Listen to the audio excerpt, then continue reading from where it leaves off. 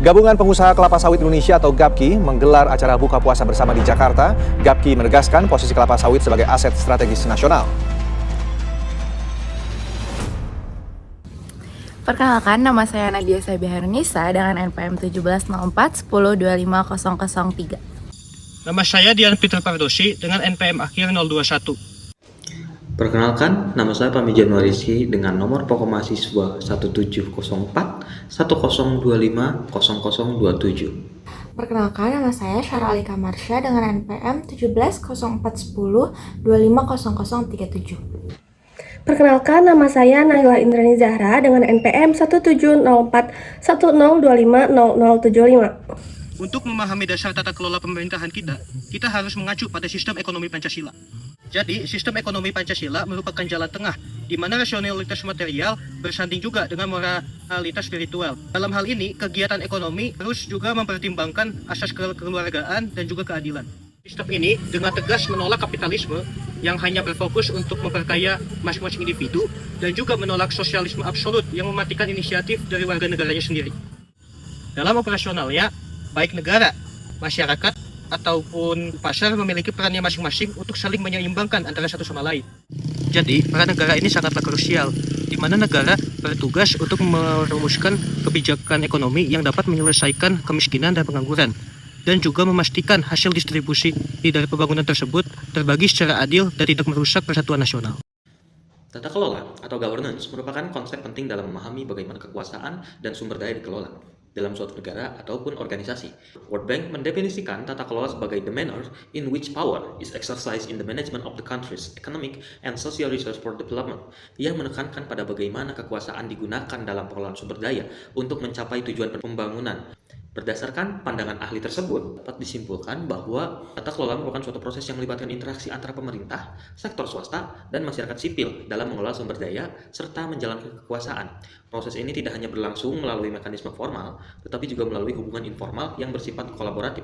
Oleh karena itu, tata kelola yang baik menuntut adanya prinsip transparansi, akuntabilitas, partisipasi, serta efektivitas guna mencapai tujuan pembangunan yang berkelanjutan.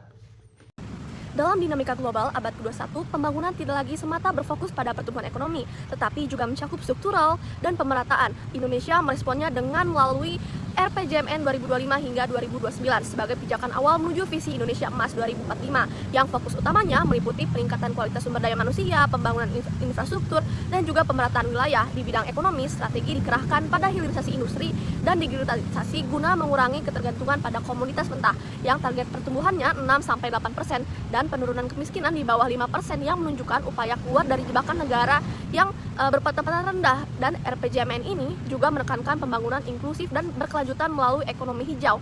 Namun keberhasilannya sangat bergantung pada konsistensi kebijakan dan juga implementasi. Industri kelapa sawit merupakan salah satu sektor strategis dalam perekonomian Indonesia yang berkontribusi sangat besar terhadap pertumbuhan ekonomi, penerimaan devisa, serta penyerapan tenaga kerja. Di Indonesia, usaha perbenihan sawit saat ini dikuasai oleh 15 perusahaan besar perbenihan dengan kapasitas produksi bibit sekitar 144 juta bibit per tahun.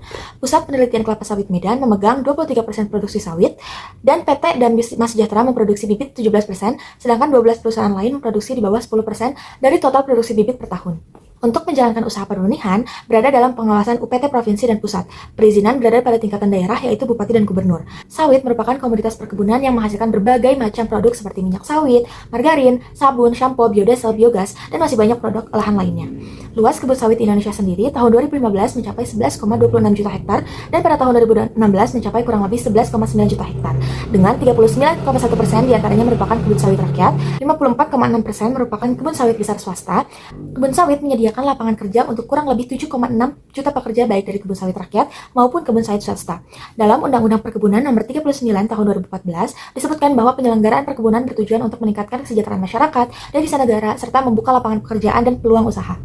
Lebih lanjut, peran pemerintah pun terdapat dalam rangka memastikan bahwa pelaku usaha perkebunan telah menjalankan prinsip-prinsip tata kelola perkebunan yang baik.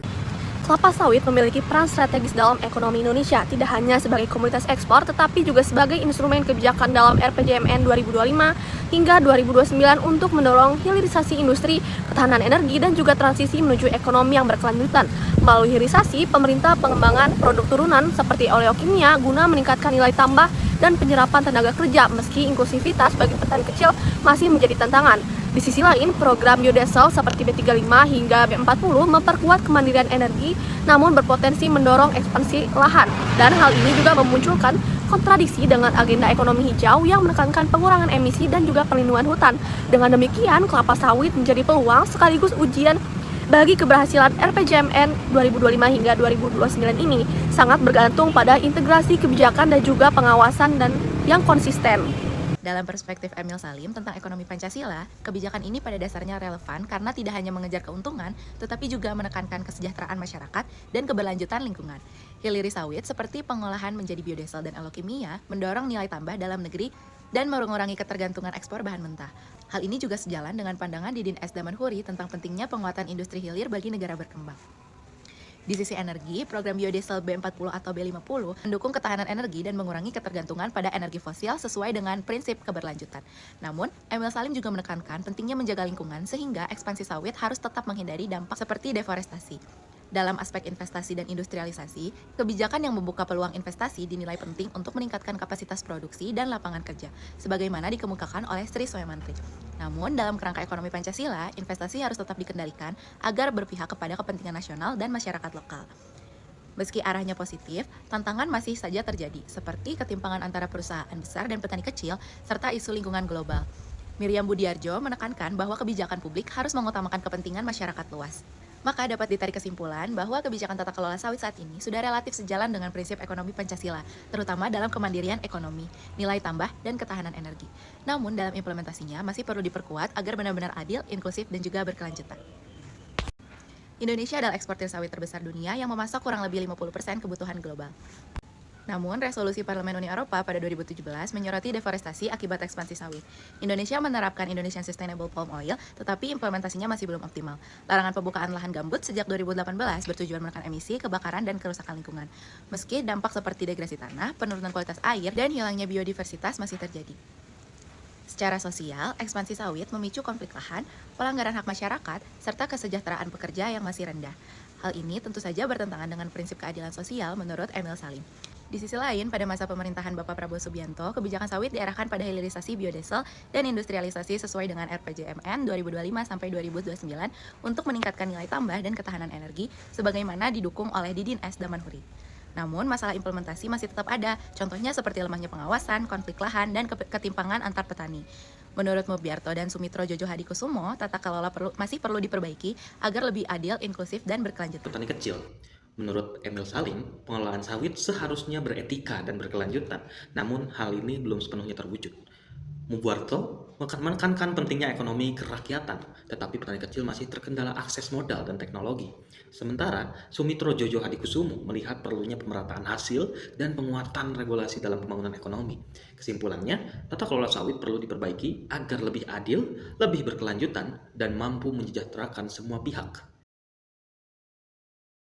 Industri kelapa sawit memiliki peran penting dalam perekonomian Indonesia, terutama dalam mendorong pertumbuhan ekonomi, menghasilkan devisa, dan mendukung ketahanan energi. Namun, pengelolaannya masih menghadapi berbagai tantangan, seperti ketimpangan antara perusahaan besar dan petani kecil, konflik agraria, serta dampak lingkungan.